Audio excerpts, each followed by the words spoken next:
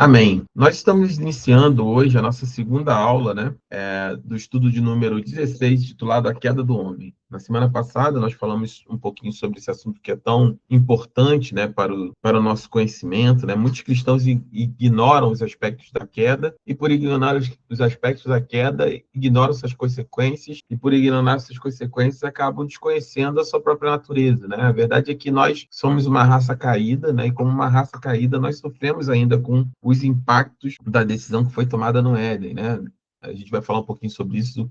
Adão, como cabeça federal, né, a gente chama de cabeça federal de raça, ele não somente decidiu, né, pecar, né, se rebelar contra Deus juntamente com Eva, como também ele arrastou toda a humanidade para essa queda, né, para essa corrupção que nós vivemos. E a partir daí nós sentimos as consequências disso. Isso gera em nós crente, nascido de novo, né? Se você confessou a Cristo como Senhor e Salvador da sua vida, se você aceitou o Senhor como Senhor e Salvador da sua vida, você tem um impacto na sua vida de que você vive o que nós chamamos em teologia de uma tensão teológica do já, mas ainda não, né?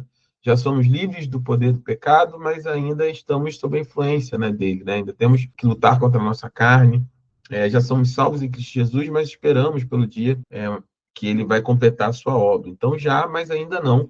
E isso é algo que é importante nós termos a consciência, porque isso vai impactar diretamente na nossa vida espiritual. Essa é a tensão que nós sentimos diariamente, que parece que vai nos partir ao meio, né? Como o apóstolo Paulo coloca, o bem que eu quero, esse não faço, mas o mal que eu não quero, eu acabo cometendo. Essa divisão, né, no nosso coração, né, entre fazer aquilo que agrada ao Senhor e aquilo que agrada a nossa carne, é uma luta constante, diária, e o crente, ele precisa estar ciente disso até para poder não somente lutar contra o pecado, mas de uma vez errando também, entender que não é que faz que é correto pecar, né? Não é passar pano sobre o pecado, mas faz parte da nossa natureza ainda. E uma vez que ocorra, o mais importante é você se arrepender, confessar ao Senhor e seguir em frente, sem permitir que o diabo alcance nenhum tipo de acusação, de nenhuma vantagem contra a sua vida, em nome de Jesus. Mas vamos falar um pouquinho sobre isso. Vou pedir a Raiane para orar, para nós iniciarmos a nossa aula em nome de Jesus. Amém? Vamos orar. Amém. Senhor, meu Deus, meu Pai, Senhor, Pai, nessa hora, Pai, nós nos colocamos mais uma vez na Tua presença, Senhor. Pai, para primeiramente te agradecer pelo nosso respirar, pelo nosso fôlego de vida, Senhor. Pai, pelo nosso deitar, pelo nosso levantar, Senhor. E por todas as bênçãos a quais, Senhor, e livramentos Tu tem colocado, Senhor, diante de nós, Senhor. Aqueles que nós vemos, os que nós também não vemos, Senhor. Pai, em nome de Jesus, que nessa noite nós possamos inclinar os nossos corações, Senhor, para aprender mais de Ti, para ouvir a Tua voz, Senhor, Pai, para estudar da Tua palavra e crescer em graça e em conhecimento. Senhor, toma, Senhor, a vida do nosso pastor em Tuas mãos, Senhor, qual irá ministrar, Senhor, essa aula. Pai, que Tu possa continuar, Senhor, seguindo, dando sabedoria a ele, Pai. Pai, que ele possa cada dia mais estar entregue, voltado a fazer a Tua obra, Te ouvir, Senhor, e a Te servir, Pai.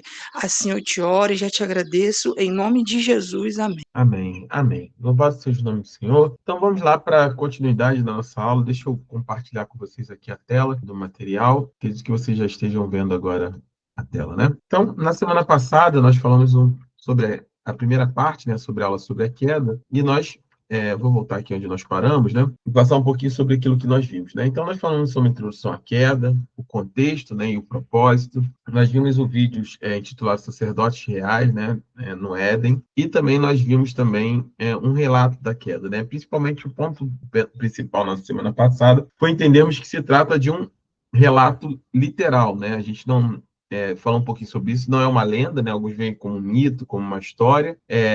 Ele não é um mito, né, verdadeiro, ou seja, algumas pessoas entendem como se fosse uma história que relata um fato real, mas de uma maneira simbólica, né, não é factual, e nós cremos que ele é um histórico real, é a posição bíblica sobre a queda, que foi um evento literal ocorrido na história da humanidade, né?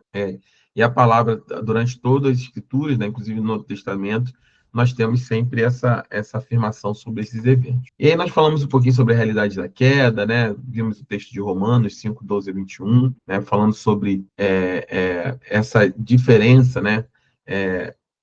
Assim como entrou, né, no mundo o pecado através de um único homem, que a gente chama de cabeça federal de raça, nós vamos falar sobre isso, que foi Adão, assim também por um único homem, todos foi feito justiça. Então se tornou pecado por todos, condenado, né, no lugar de todos, para que todos pudessem alcançar a salvação, obviamente, desde que aceite Jesus como Senhor e Salvador de sua vida. E aí nós vimos sobre isso, né, o texto que fala, e paramos aqui justamente nesse ponto, né? E aí entender um pouquinho mais sobre aqueles que foram tentados, né? Adão e Eva, eles foram criados santos, mas além de santos, eles foram criados racionais e livres. Essas duas questões são importantíssimas. Teologicamente falando, Adão e Eva foram os únicos que foram os únicos seres humanos a serem realmente livres para tomar uma decisão a respeito da sua obediência ou não a Deus, no sentido de que eles não estavam sob a influência do pecado, né? Como eles foram criados santos, ou seja, sem pecados, racionais e livres da influência do pecado, eles tinham a capacidade de decidir, e foram o único que tiveram, assim tiveram, de decidir claramente, sem influência ainda do pecado, sobre seguir a vontade de Deus, a palavra de Deus ou não. E eles decidiram pecar contra o Senhor, desobedecer ao Senhor, e nós falamos sobre isso na semana passada. Então, a partir daí, a partir dessa queda, nenhum ser humano mais, nem os filhos de Adão, Caim, Abel, Sete, nenhum deles e toda a sua descendência teve mais condições de decidir de forma livre, né? E nem, obviamente, mais vivemos em santidade, a não ser que seja uma ação do próprio Deus na nossa vida. Então, a partir daí, então, a gente pega, né? Que intelectualmente eles eram capazes, né? Nós não estamos falando de duas pessoas incapazes intelectualmente, pelo contrário, eram inteligentes. Eles nomeavam os animais, davam nome à criação. A Bíblia diz que ao final do dia, né, Adão ia ter com Deus, ou seja, o próprio Senhor vinha, né, falar com Adão.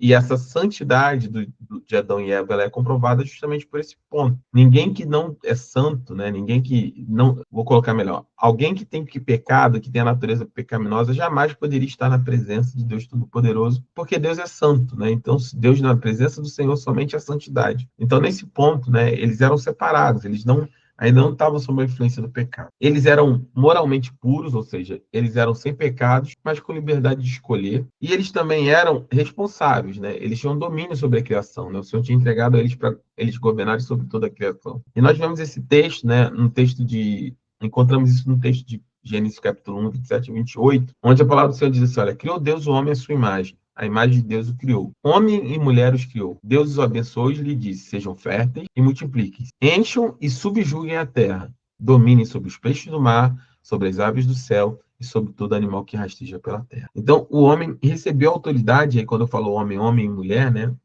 os seres humanos, né, para governar sobre a terra a partir do princípio, né, daquilo que Deus tinha entregue nesse processo, tinha entregue ao Senhor, o Senhor tinha entregue a eles a capacidade de governar sobre a terra, e essa capacidade foi entregue a Satanás quando o homem peca. Não distante disso, você vai ver lá quando Jesus é levado ao deserto, né, para jejuar por 40 dias, e Satanás se apresenta a ele com essas palavras de Satanás, olha, se prostrado me adorar, eu vou lhe entregar todos os reinos da terra que me foram dados. Quando o homem peca, ele entrega, né, a sua condição de governança a Satanás e aos seus anjos, né? O mundo já passa a dizer no maligno sobre a influência do pecado e, como consequência disso, também a morte, não só física, mas espiritual também, que é a separação de Deus. Então, o teste no Éden qual foi, né? Sobre o que a gente está falando no Éden, né?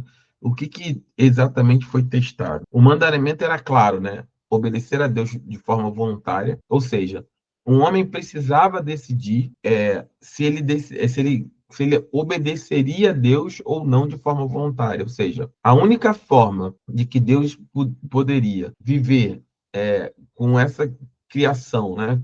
com essa criação de maneira que voluntariamente ele amasse, de uma forma onde voluntariamente ele amasse a Deus. O verdadeiro amor implica na liberdade que se é dada para que haja uma decisão se decide ou não viver esse amor. Por que isso é importante? Porque essa é a base da relação entre Deus e o homem. Deus não decidiu se relacionar com o homem na base do poder. Deus é poderoso? Todo-poderoso? Com certeza. Porém, Deus decidiu amar ao homem, Deus amou o mundo de tal forma, e ele decidiu se relacionar com o homem na base desse amor. E esse amor, para ser um amor verdadeiro, não da parte de Deus, mas do homem, precisava passar literalmente por um momento de escolha, onde esse homem feito livre poderia tomar a decisão também de não amar a Deus ou de amar a Deus e de obedecer os seus mandamentos. Isso era fundamental. Algum tempo atrás, quando eu preguei ainda em Hebreus, tem uma expressão na Bíblia, né, que fala sobre o tempo que é chamado hoje. Eu já falei isso algumas vezes. Aquele momento, né, da queda, Deus espiritualmente fica remontando, né, essa possibilidade, essa oportunidade para cada ser humano quando nós somos expostos, né, à palavra de Deus e ao Evangelho. Quando você foi chamado por Cristo, assim como Adão tomou uma decisão de obedecer ao Senhor, nós também somos levados diariamente a tomar essa decisão de reconhecer o Senhor como Senhor e Salvador da nossa vida, mas também no seu momento de obedecer ao Senhor todos os dias da nossa vida. Então, o teste na minha vida e na sua vida continua sendo o mesmo teste que houve no Éden. O teste não é viver sem pecado no sentido de combater o pecado em si. Nós podemos elencar aqui inúmeros pecados. Só que esses pecados, eles vão passar sempre por um único ponto, que é a desobediência a Deus de forma consciente por parte do homem. Ou, quando nós nos apartamos do pecado, nós decidimos do nosso coração obedecer a Deus de forma voluntária. Gênesis capítulo 2, 17 vai falar sobre esse teste. Quando Deus diz, olha, mas da árvore do conhecimento, do bem e do mal, não comerás, porque no dia em que dela comeres, certamente morrerás. Então Deus coloca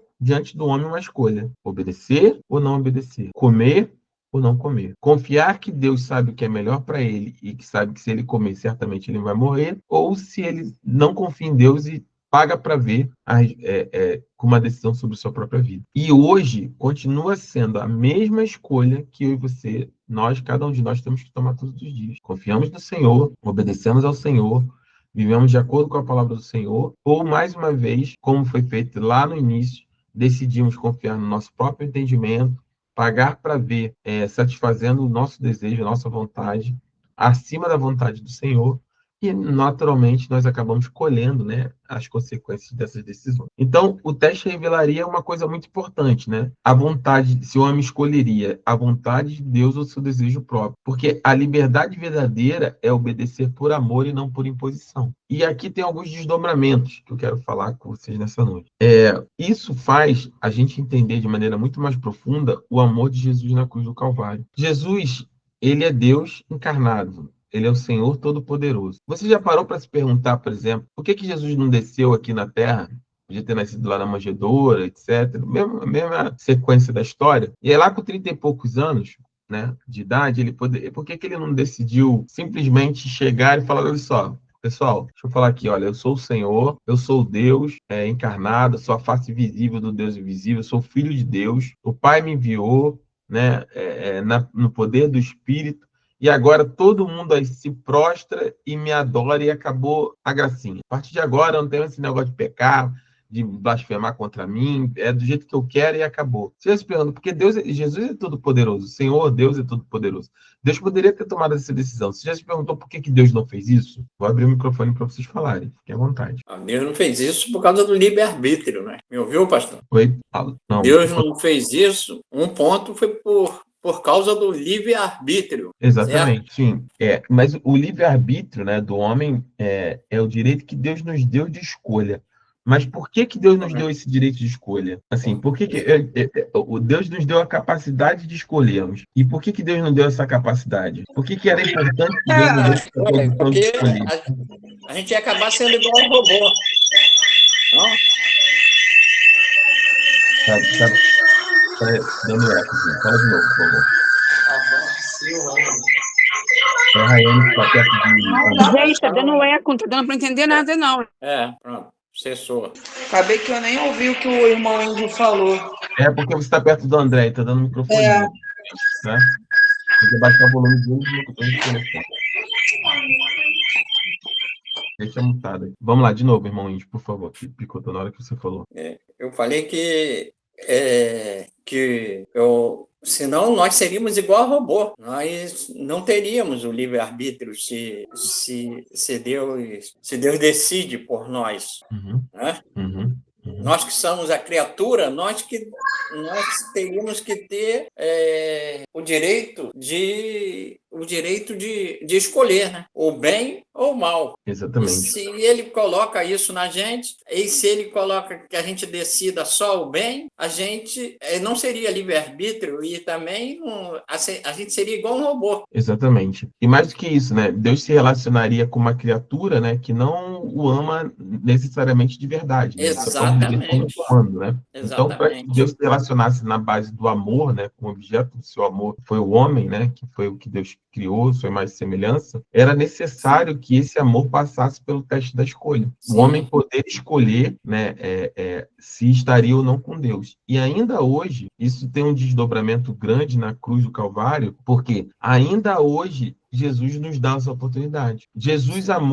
Deus amou o mundo de tal maneira que ele morreu na cruz do Calvário, inclusive para nos dar a liberdade ou o direito de negá-lo.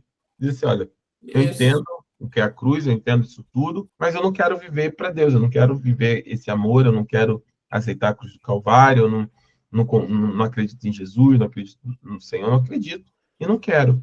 Então, ainda assim, hoje, né, as escolhas de cada ser humano vão passar necessariamente pela cruz. Querer ou não obedecer a Deus, querer ou não reconhecer Deus como Senhor e Salvador da sua vida, querer ou não entregar ao Senhor, vamos dizer assim, a confiança de que Ele é Deus sobre a sua vida, né? Porque quando o homem tenta lá no Éden assumir esse controle, né, Satanás, ele é muito claro, ele fala assim, olha, se vocês comerem, certamente vós serão como deuses, né? E aí, quando Satanás lança sobre isso, a decisão do homem, né, da mulher ali, foi de, não, por que se tornar como deuses? Esse é o ponto aqui importante dessa aula. Porque quando o homem leva para si a tentativa ou a intenção de decidir o que é bom ou ruim para si, porque qual era a árvore? A árvore era do conhecimento do bem e do mal. Do mal. Até então, quem dizia o que era bom e o que era ruim, o que era bem e o que era mal, era o próprio Deus. Deus dizia, olha, isso é bom, isso é ruim, façam isso, façam dessa forma. O Senhor dava essa direção. Quando o homem vai comer dessa árvore do conhecimento, não é sobre a árvore em si, mas sobre a tentativa do homem trazer para si a governança da sua própria vida, para que ele entendesse e passasse a decidir o que era bom, conhecesse o que era bom e o que era ruim, para ele mesmo decidir e não depender mais das decisões de Deus para a sua vida. E nós passamos por isso. Via de regra, quando nós nos afastamos do Senhor, é quando nós queremos tomar as nossas decisões sobre a nossa própria vida. Nós passamos a entender que Deus não sabe o que está fazendo, ou que Deus não liga para o que está sendo feito, o que está acontecendo, e nós começamos a tentar agir, ou por achar que Deus não entende, não sabe, ou não se importa, ou por achar que, ainda que Deus entenda, saiba e se importe, as minhas decisões nesse momento são melhores para mim. Então, nós acabamos passando sempre, todas as vezes, por esse mesmo ponto de decisão. Essa é a escolha que cada cristão, nascido de novo, cada crente precisa fazer. Quando você entende que é por isso que passa a sua escolha de pecar e não pecar, de viver uma vida em santidade e não em santidade, ter uma vida para o Senhor e não para o Senhor, e que é literalmente uma escolha, porque, por que eu estou falando dessa questão da escolha? Porque às vezes a gente leva isso para um lado, não deixa de ser, mas extremamente espiritualizado, como se forças, né, malignas espirituais, que obviamente militam contra as nossas vidas, mas que elas tomassem um controle dessa nossa decisão, e na verdade não é. O que eu estou tentando dizer é, toda vez que eu e você pecamos porque nós decidimos no nosso coração pecar contra o Senhor. Sim. Entre a tentação e o pecado, existe um espaço, um tempo, um direito de escolha. Você pode ser tentado, eu posso ser tentado, mas entre ser tentado e consumar o pecado, nós temos um espaço de tempo que é onde nós tomamos a decisão, é o nosso direito de escolha. Por isso que nós, obviamente, mas pastor, não é fácil, eu sou tentado, eu peco, mas não é fácil, eu não tenho às vezes esforço. Por isso que nós precisamos estar no Espírito, buscando, adorando, louvando, conhecendo a palavra, aprofundando as escrituras, porque a vida cristã, ela é muito simples, mas não é fácil de ser vivida. Tanto não é fácil que somente Jesus pode viver ela através de mim e de você, não é isso que a palavra diz? Já não vivo mais eu, mas Cristo vive em mim. Gálatas, né? Já estou crucificado com Cristo, já não vivo mais eu, mas Cristo vive em mim. A vida cristã é simples. É pecar ou não pecar, o bem ou o mal. É uma escolha. Mas Sim. essa escolha, eu e você só conseguiremos tomar a escolha correta na força do Espírito. Porque se dependemos da nossa carne, a nossa escolha vai ser a mesma que foi feita no Éden. Desejo próprio, afastamento de Deus, correr para longe daquilo que é a vontade do Senhor para a nossa vida. Porque a escolha tem uma consequência, né? Exatamente. E é Ela isso traz que uma a vida consequência. cristã, Índio, ela é sempre, a vida cristã sempre será sobre essa consequência. Exato. Só um minutinho, Índio, só um minutinho.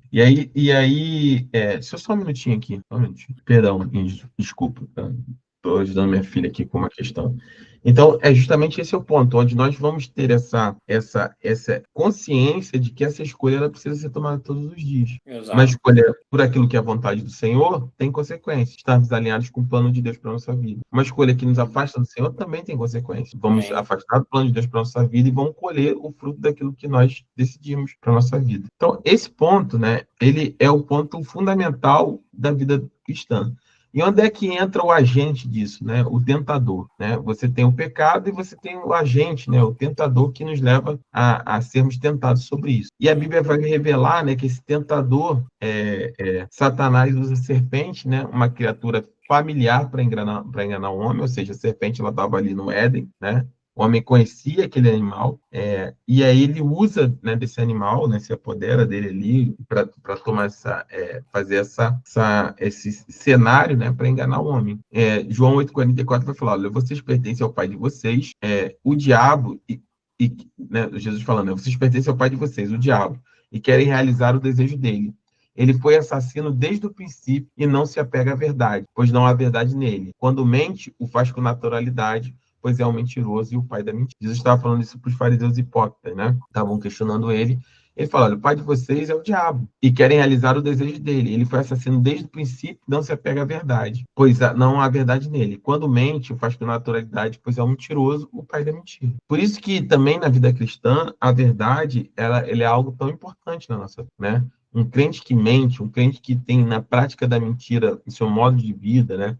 Que não se preocupa em andar de verdade ou com a verdade, ele é um crente que ele está jorrando água doce e salgada. Isso não existe, né? Eu estava até conversando no gabinete hoje pela manhã virtual e falando sobre isso. A vida cristã ela é binária, ou é verdade ou é mentira. Ou joga água doce ou joga água salgada.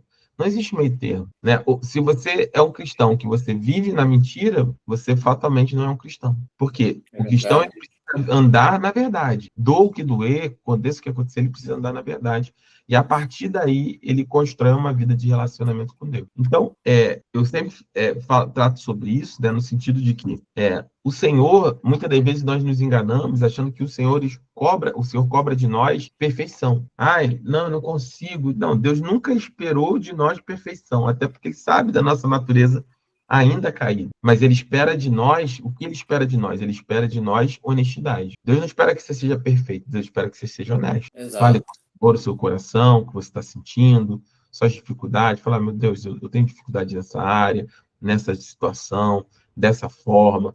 Mas seja honesto diante do Senhor, né? Agora, tem pessoas que escolhem viver a mentira, fingem que são crentes, vivem que têm uma vida de santidade, fingem que tem uma vida com o Senhor, e isso só vai gerar mais na frente frutos que não tem nada a ver com uma vida condizente com uma vida cristã. Então, a estratégia de Satanás, ele foi semear a dúvida sobre o caráter de Deus desde o princípio. Lá em Gênesis 3, ele diz: ora, a serpente era mais astuta que todas as animais, né, os animais do campo, que o Senhor Deus tinha feito. E esta disse à mulher: é assim que Deus disse, não comerei de toda a árvore do jardim? Não era isso que Deus tinha dito, mas é assim que ele pergunta. E a mesma voz ainda hoje vai questionar, assim como questionou Eva, a suficiência e a bondade de Deus na nossa vida. Essa mesma voz do acusador, do questionador, continua ecoando ao longo de milhares e milhares de anos, questionando, primeiro, a suficiência de Deus. Deus é suficiente na minha e na sua vida? Deus realmente vai te sustentar? Deus realmente se preocupa com você? Deus realmente se preocupa com o que você há de vestir, há de comer, com o dia de amanhã? E o segundo é: Deus realmente é bom? Se eu estou passando tanta aprovação na minha vida, será que Deus realmente é bom? Será que realmente Deus me ama? Será que Deus realmente se importa? Esses são questionamentos que vêm e são parte da tentação que o tentador traz na nossa vida. Então, primeiro... Colocando dúvida, né? Exatamente. Semeando dúvida. Primeiro o inimigo atacou a mente e o desejo, torceu a palavra de Deus, negou a consequência do pecado e, por fim, ele prometeu autonomia divina. Vocês serão como Deus. Então, o inimigo ele sempre tem esse modus operandi. Distorce a palavra, nega a consequência, não vai ter problema nenhum, não vai acontecer. Certamente você não vai morrer. Certamente não. Pode fazer isso, pode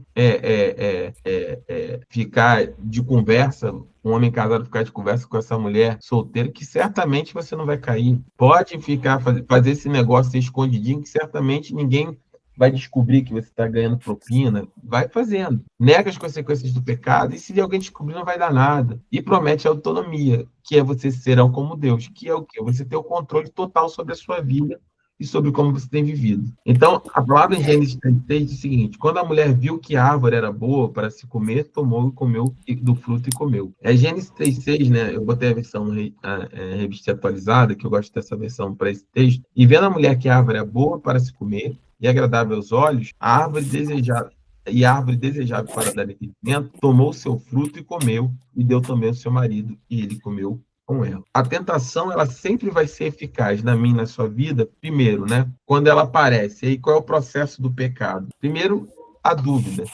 Será que Deus disse realmente isso? Segundo, passo para o pecado é o engano. Negar as consequências. Certamente vocês não vão morrer. Terceiro passo é o desejo, boa para comer e agradável aos olhos. O quarto passo é a decisão, tomou e comeu. E o último passo é a consequência, seus olhos se abriram. Ou seja, esse é o processo do pecado. Primeiro, Satanás coloca dúvida no meio do seu coração, nos engana a respeito das consequências do pecado, estimula o nosso desejo, nos leva a tomar uma decisão equivocada, e, por conseguinte, nós vamos colher as consequências do pecado. Cada um, porém, é tentado quando por sua própria cobiça e arrastado e seduzido, né, pela sua vontade. Tiago, no capítulo 1, versículo 14, fala sobre isso, né, quando ele começa nesse monólogo falando sobre, né, ele começa dizendo assim, olha, quando vocês forem provados, fiquem felizes, porque vocês estão sendo provados para serem aprovados. E essa aprovação, ela tem um objetivo, é formar em cada um de nós um caráter íntegro e reto diante do Senhor. Aí ele continua, ele falando, olha, e vocês que têm um ânimo dobre, né, um ânimo inconstante, né, vocês não agradam, mas também ninguém pode dizer, né, que tem sido tentado pelo Senhor. É o Senhor que está me tentando, então se eu estou sendo provado, é o Senhor que está me tentando? Ele diz, não. Cada um de nós é tentado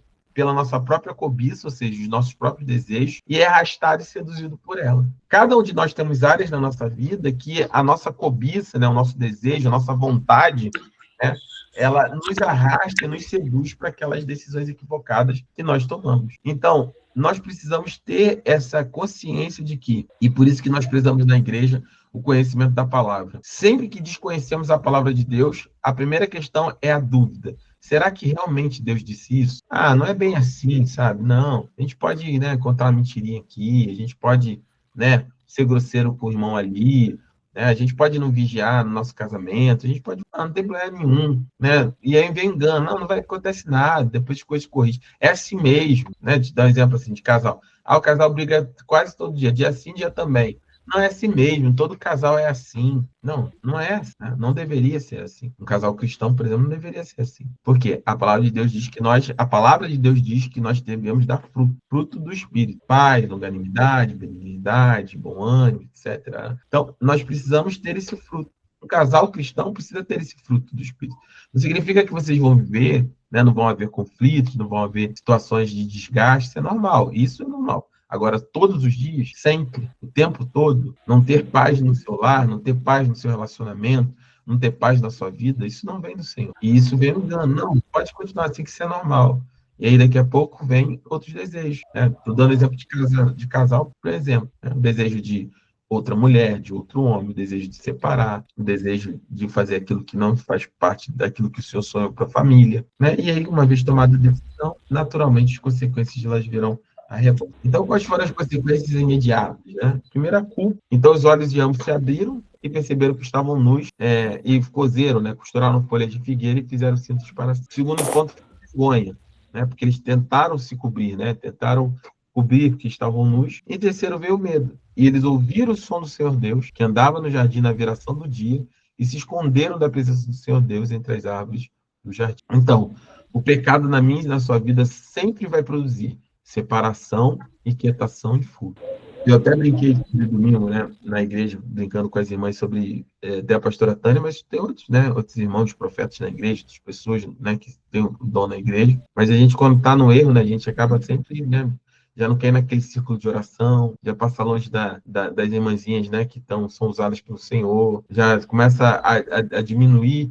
E eu não estou falando, irmãos, de uma vez que está cansado, que você tem um compromisso, não é isso. Mas você sabe o que eu estou dizendo, diminuir a frequência na igreja, já não dá mais ânimo. Por quê? Porque o pecado sempre produzia esses pontos: separação, inquietação, né? Separação de Deus, inquietação a respeito da sua situação, no seu relacionamento com Deus, e, por fim, a fuga da própria presença do Senhor. Então, quais são os significados teológicos, né, da queda? A queda não corrompeu apenas o ato, né? Não foi somente aquele momento, não foi somente aquela situação, mas ali, para eles, corrompeu toda a natureza humana. Por isso que a Bíblia fala, né, em Romanos, que todos pecaram, todos, qualquer homem nascido e mulher nascida após esse ato estão pecados. Todos pecaram e estão destituídos, né, separados, apartados, são separados da glória de Deus. Né? Esse texto é de Romanos 3:23. Adão, como cabeça federal, representava toda a humanidade, e a partir dele todos nasceram no pecado. Por isso que Salmo 51:5, né, o rei Davi, ele diz, olha, certamente eu nasci na iniquidade, ou seja, nasci no pecado, e em pecado me concebeu, né, a minha mãe. Então, a partir de Adão e Eva, nenhum ser humano mais nasceu em santidade. Todos nasceram em pecado e estavam separados da glória de Deus. Então, Romanos 5:19 traz essa solução, porque ele fala assim como pela desobediência de um só homem, no caso Adão, muitos se tornaram pecadores, assim também pela obediência de um só, muitos se tornaram justos. Então, repare que o contraponto aqui, né, que o apóstolo Paulo faz nesse versículo, em relação à separação de Deus e a viver novamente para Deus, é entre as palavras desobediência e obediência. Pela desobediência, um só homem, muitos se tornaram pecadores. O pecado veio pela desobediência de um, veio para todos. Mas pela obediência, veio a justificação também para todos. Então, pecado sempre vai fazer parte de uma única decisão no meio do seu coração: obedecer ou não aquilo que o Senhor está dizendo na sua palavra para a nossa vida. E da queda à redenção. Mesmo em meia queda, né, meia queda, Deus já revelou o caminho da graça. Imediatamente ali, né, nós vamos ver isso nos próximos estudos, após a queda, Deus já dá uma solução. Ele diz, olha, porém inimizade entre você e a mulher, entre a sua obediência e a desobediência dela, e este lhe ferirá a cabeça, Gênesis 3:15. Então, Deus ali já dá a solução. Ele diz, olha, porém inimizade entre você e a mulher, entre a sua descendência e a descendência dela, e este lhe ferirá a cabeça. Repare que Deus aqui nesse versículo, ele fala somente a mulher, somente a mulher. Ele fala, porém inimizade entre você e a mulher, entre a sua descendência e a descendência dela. Deus não fala entre a descendência, Adão está ali. Deus não fala, coloquei inimizade entre você e a descendência deles, ou a descendência dele. Ele usa especificamente, se direciona especificamente a descendência de Eva, já apontando para o nascimento virginal de Cristo. Jesus veio de uma mulher, nasceu de um ato miraculoso, né, da concepção, né, através do Espírito Santo, através de uma mulher, e Deus já aponta para isso lá e fala, olha, você vai ferir ao calcanhar dele, mas ele vai ferir a sua cabeça. Foi isso que nós vimos no último vídeo. Então, Deus, na queda, ele já aponta imediatamente para a redenção em Cristo Jesus. E esse é o plano da salvação. Quando nós falamos de plano da salvação na igreja, nós estamos falando justamente disso. A oportunidade que Deus está concedendo para que nós possamos, através da descendência, né, da mulher que feriu a cabeça de Satanás, nos achegarmos novamente a ele por meio de Cristo Jesus. O proto-evangelho, né, ou seja, esse micro-evangelho, né, o protótipo de evangelho já está aqui justamente nesse capítulo 15 de Gênesis. Anuncia já Cristo, o descendente que venceria a serpente, sendo a cruz, né, a cruz é a resposta definitiva para aquela rebeldia que teve. E aí eu vou abrir para a gente comentar um pouquinho, mas qual é a reflexão prática aqui desse estudo, né? Primeiro, a queda revela a gravidade do pecado e a necessidade da graça de Deus. Segundo, mostra que a tentação ainda segue o mesmo padrão que havia lá atrás, né? a tentação ainda segue o mesmo padrão que havia lá atrás. Dúvida, engano e desejo. E, principalmente, ensina que a obediência é o verdadeiro ato de adoração. Ai, mas eu faço tanta coisa para o Senhor, eu faço isso, eu faço aquilo outro, eu faço isso. Não, a pergunta não é essa, irmão. Não é essa mesmo. Você obedece? Obedece a quem? Obedece, não, eu obedeço a Deus, tá? Não, você obedece aquilo que está na palavra do Senhor. Você tem uma vida, né? Jesus fala, aqueles que me amam são aqueles que cumprem os meus mandamentos, são aqueles que cumprem aquilo que está na minha palavra. Por isso que tudo passa pela obediência. A obediência, por exemplo, não é só questão de pecado, entra em outras questões, a questão de sermos cheios do Espírito, a questão de buscarmos os dons espirituais, a questão de cultivarmos o fruto do Espírito na nossa vida e não acharmos que é assim mesmo, que eu sou estourado mesmo, que eu sou agressivo mesmo, que é normal ter esse tipo de comportamento mesmo. Não é normal, porque a palavra de Deus diz que o verdadeiro cristão não faz a obra da carne, mas vive através do Espírito. E quem é nascido do Espírito manifesta o fruto do Espírito. Quem é da carne manifesta as obras da carne. Fofoca, divisão, facção. Mas não, eu creio no Senhor, mas divide a igreja, quer se sobrepor sobre os irmãos, quer ser mais importante que todo mundo, quer ter um lugar de destaque, quer estar acima, se acha melhor, já é um processo onde você está dando vazão à carne. Porque o fruto do Espírito não passa pela divisão, pela facção, pela fofoca, pelas conversas paralelas, por exemplo. Obedecer ao Senhor, por exemplo, né?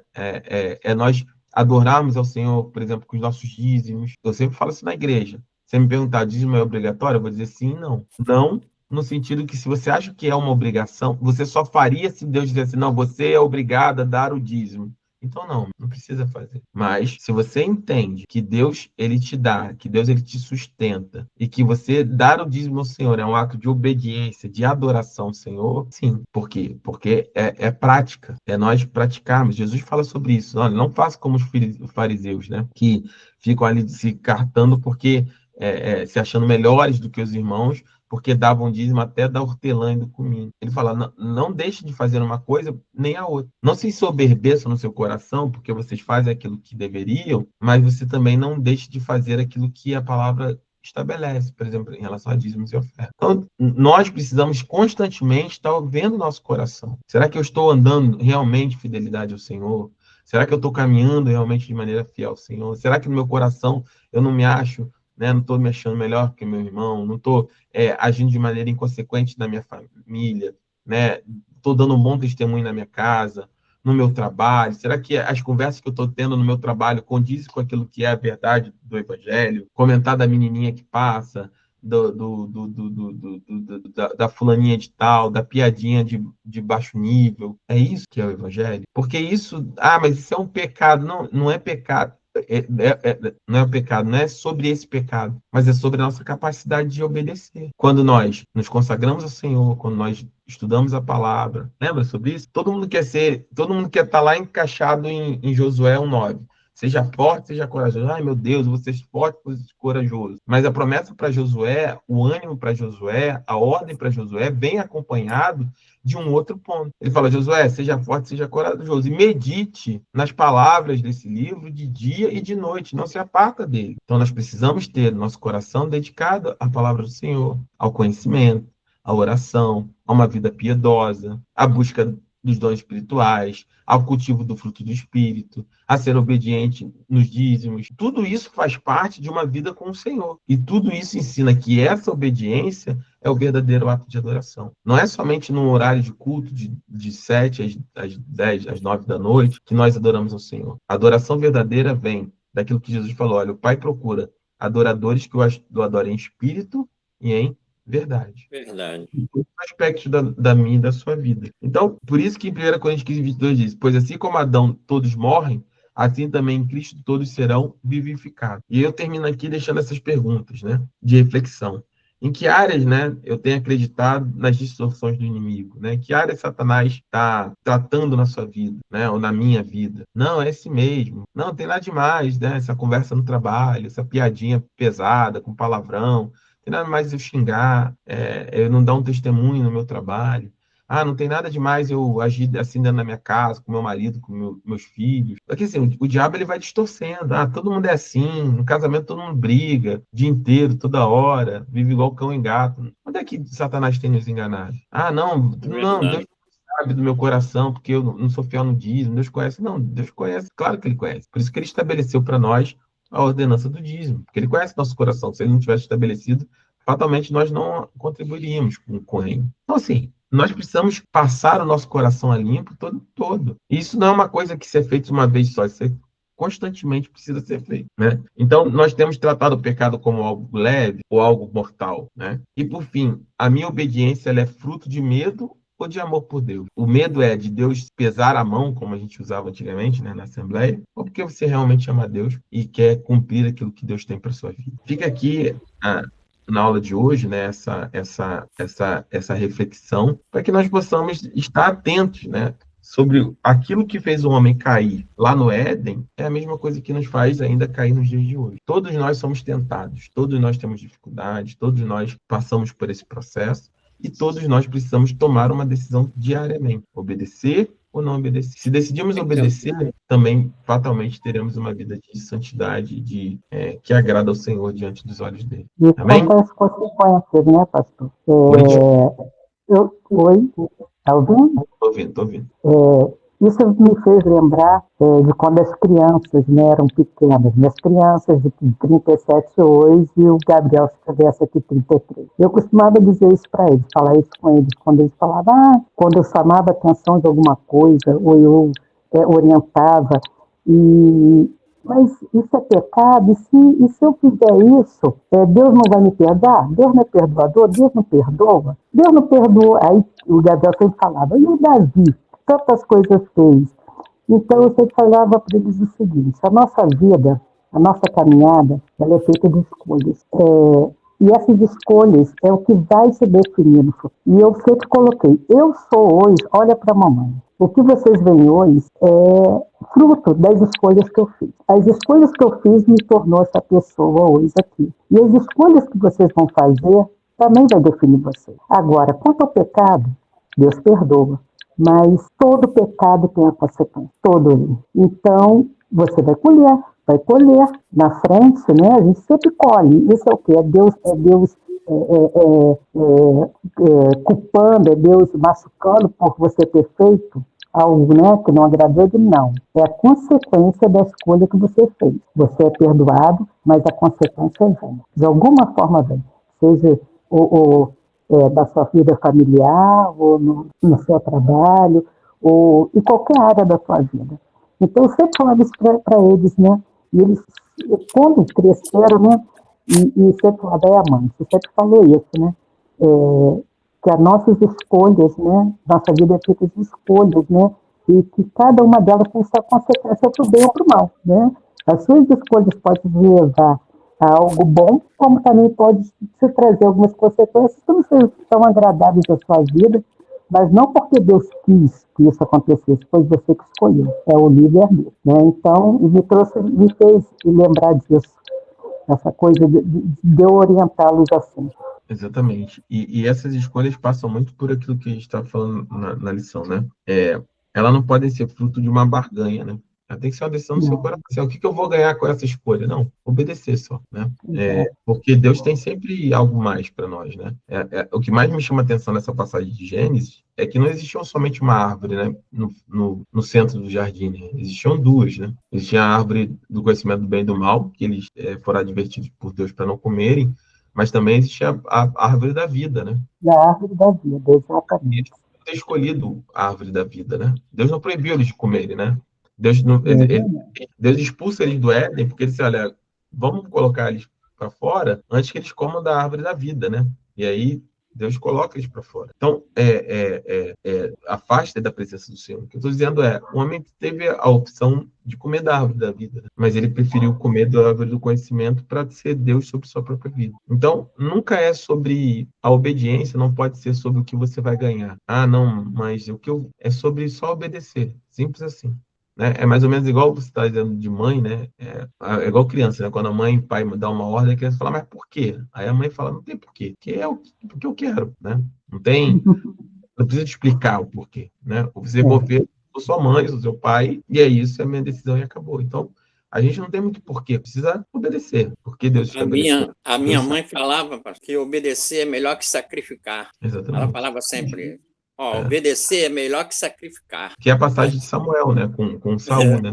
Quando Exatamente. Saul chega lá, aí Samuel fala, Samuel fala para Saul, fica aqui, não faz nada. Aí ele volta, quando ele volta, Saul estava oferecendo um monte de boi, um monte de coisa lá para o Senhor. Aí quando Samuel dá a sentença, Saul fala, mas eu estou oferecendo aqui boi, isso aqui. Samuel fala, mas obedecer é melhor do que sacrificar, entendeu? E a gente passa muito disso na igreja. Tem muita gente que sacrifica, trabalha muito na igreja, fica na escala, limpa.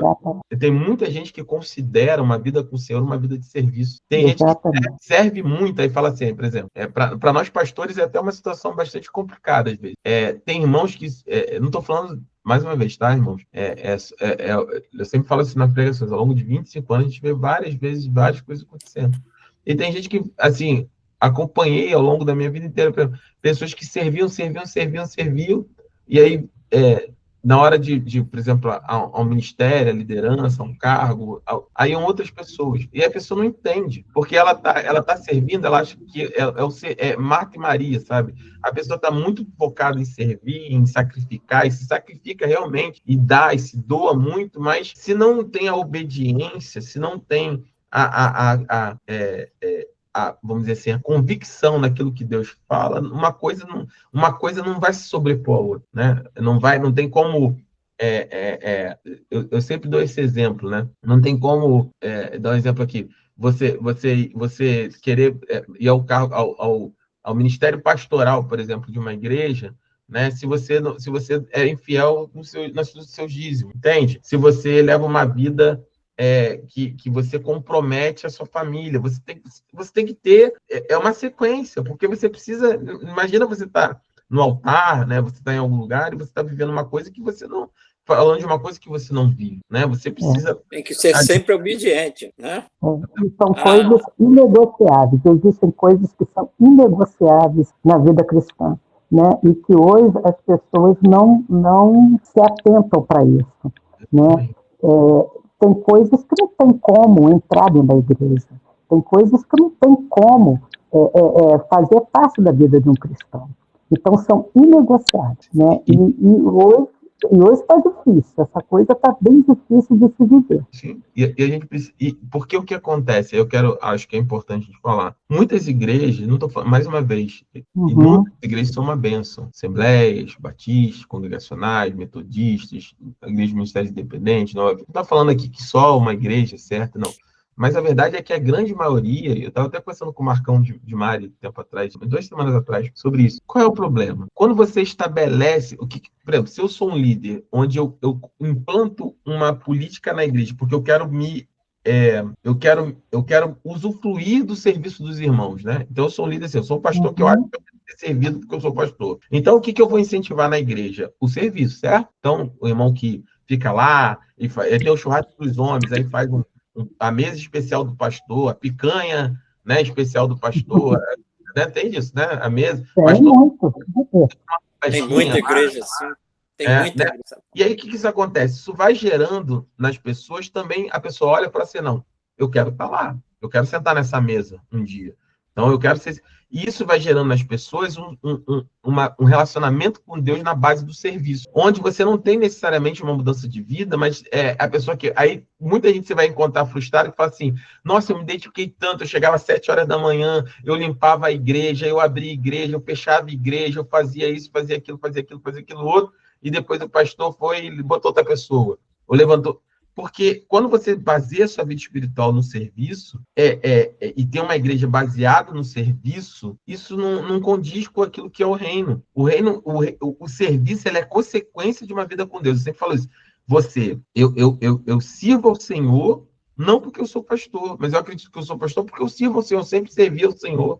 E eu provei o Deus de me colocar no pastoreio. Mas não pode nascer para mim, eu vou servir para ser pastor, eu vou servir para ser diácono, eu vou servir para ser líder na igreja, não, e porque eu estou servindo, eu tenho que ser. Não funciona assim. Né? E quando você ativa isso, na igreja, você cria distorções dentro do reino. Porque as pessoas, como eu quero me aproveitar do serviço do irmão, eu vou incentivar isso. Então, só vai ficar quem trabalha, trabalha. E aí você não corrige o caráter. E aí daqui a pouco, é aquela história, né? Eu sempre questionei muito ao longo da minha vida, por isso tive dificuldade também, muitos ministérios, que é aquilo, né? Aniversário da igreja, você sempre tem que promover alguém a um cargo, né? A pessoa faz. Aí falava assim, não, mas ele já tem 5 anos de igreja. Eu falei, mas e daí? Ele não dá testemunho, não dá, não sabe, não tem vida com Deus assim. É do fruto, né? Entendeu? Mas ele vai a diácono quando? Que ele já tem 10 anos de igreja? Não, meu irmão. O que faz ele diácono não é tempo de igreja, né? Mas ele limpa a igreja toda, tá? Mas ele trata mal os filhos, ele não fala direto com a mulher dele. Ele não dá um bom testemunho como vizinho. Não pode. Não tem, pode ficar 200 anos aqui na igreja, não pode. E às vezes até arrogante, né? Uma pessoa arrogante até com outras pessoas. Mas então, quando você estabelece na base do serviço, é complicado. Mas quando você vai na base. Por quê? Mais uma vez, para terminar a aula, a palavra de Deus estabelece, por exemplo, pastoreio e diaconato, quais são as bases lá do. Tem lá o checklist, sei lá, pastor. Tem que ter um homem que seja fiel à sua esposa, que tenha, seja uma pessoa não dada à briga, não dada ao vinho, que seja acolhedor, né, que tenha bom testemunho entre os irmãos, os diáconos as mesmas coisas, que sejam cumpridores. Bem sua família. Respeite a família, que tenha bom testemunho nos seus filhos, né? Então, e aí a gente inverte essa ordem. E isso, eu estou falando isso porque são nuances que acabam caminhando no meio da igreja, que passa muito por isso que a gente está falando, sobre a distorção da palavra. Isso leva ao pecado, leva à desobediência daquilo que Deus tem, e isso vai impactando nossa vida, nossa igreja, nossa comunidade, vai se propagando por todo o reino. Amém? Amém. Mais alguém quer falar? Rayane, Eliane, Zete, André, Cristiano, Marcão, Mari, Daniele. Não, pastor, para mim tá bem claro, né? Essa questão de livre-arbítrio, né? Realmente o que o irmão Índio estava falando aí, eu sempre tive esse entendimento, né? De que Deus nos deu o livre-arbítrio para seguir a Ele de coração, né? Escolher seguir a Ele de coração, não por uma obrigação ou vamos dizer assim, por interesse, né? Que Ele vai nos dar algo. Muitos fazem isso, né? Estão dentro da casa do Senhor por algum interesse, porque buscam alguma bênção, e aí quando recebe, vai embora, vira as costas. Então, assim, Deus, ele quer a gente lá entregue, de coração. Então, isso aí sempre ficou muito claro pra gente. Quando eu pergunto a vocês, não é nem para questionar vocês sobre nada, é só para saber se Esse querem. dia eu estava falando foi o dia das crianças, a gente estava, eu e a Rayane fazendo as coisas, eu estava falando, não sei se a Rayane vai lembrar, eu falei com ela assim, Rayane, sabe qual era a minha felicidade quando eu era criança? Quando eu era criança mesmo, acho que os meus 12, 11 anos, quando minha mãe falava assim, vai lá limpar a igreja, que daqui a pouco eu chegar, só que eu era uma criança, daqui a pouco eu chego, vai lá arrumando as coisas, você limpa direitinho, tá? Aí eu tinha, assim, um prazer, ninguém queria, mas eu tinha um prazer de limpar, e quando ela chegava e elogiava, sabe? E para mim aquilo era uma felicidade muito grande, e sem querer nada em troca, hein? Eu gostava de ter aquele prazer de limpar, lavar o banheiro da igreja, eu adorava, mas eu era uma criança, nem sabia limpar direito, mas era uma satisfação muito grande para mim. E assim que eu fui crescendo. E é isso, irmãos. Que nós temos um coração para Deus, mas um coração obediente ao Senhor, né? Que nós não possamos nos dedicar a uma coisa e esquecer das outras. Né? O Senhor, ele tem pedido, né, que a gente tenha um coração quebrantado, obediente à sua palavra, em tudo que nós fazemos. Amém? Vamos orar para nós encerrarmos, em nome de Jesus. Amém? Eu vou pedir... Quer falar alguma coisa, Elisete? Você abriu o microfone? Fica à vontade. Né? Não, pastor, não. Só estou me alimentando. Amém. Então, já que abriu o microfone, você ora para encerrar. Eu sabia. Tá bom? Vai Senhor. Tá bom. Amém. Senhor, meu Deus, meu Pai querido, Pai Santo, Senhor, eu te louvo, Senhor, te louvo porque mais uma noite, mais uma terça que o Senhor colocou no nosso coração mais um entendimento da Tua palavra, Senhor. Senhor, que nós possamos, Senhor, seguir, Senhor, os Teus mandamentos, ó Pai. Pai, que nós possamos, Senhor, dedicar totalmente a Ti. Sabemos, Senhor, que não é fácil, Pai. porque tantas coisas foi falado ali, Senhor, eu peguei para mim, não é fácil, Senhor, ser, Senhor, uma coluna de uma casa, mas o Senhor até aqui tem nos sustentado, tem nos dado graça, tem nos dado, Senhor, conhecimento mais e mais da Tua palavra. O Senhor tem colocado o Teu servo, o Teu anjo querido, para nos ensinar, aprender. E nessa terça, nessa noite, o Senhor colocou no meu coração algo, Senhor, que eu estava sem dúvida, mas o Senhor esclareceu nessa noite, Pai. Muito Amém. obrigado, Senhor, porque, Senhor, falamos de família. E quando nós falamos de Aleluia. família, é algo tão importante para nós, Senhor, porque muitas vezes a gente quer conduzir as nossas famílias conforme a nossa vontade, o nosso querer, mas o Senhor esclareceu que tudo que nós colocarmos diante de Ti, de coração, o Senhor vai agir por nós. Então, Senhor, muito obrigado, Senhor, por essa palavra, Pai. Eu coloco a vida de cada um dos Teus filhos nas Tuas mãos. Senhor Jesus querido, eu sei, Senhor, que foi também, Senhor, impactado no coração dessa palavra. Cada um sair, Senhor, alimentado, Senhor. E eu creio que na próxima terça-feira nós vamos aprender mais um pouco de Ti. Senhor, eu agradeço a Ti pela vida do pastor Lúcio, Senhor. Continua abençoando o Teu servo, continua dando ele, Senhor, mais, Senhor, ousadia, continua dando ele mais entendimento da Tua palavra, Senhor, porque, Senhor, se não for a Ti, Senhor, nada ele tem, Senhor. É o Senhor que tem, Senhor, colocado no coração dele, Senhor, essas palavras, esse ensinamento, Pai, porque nós somos pó, somos cinza, somos nada, Pai.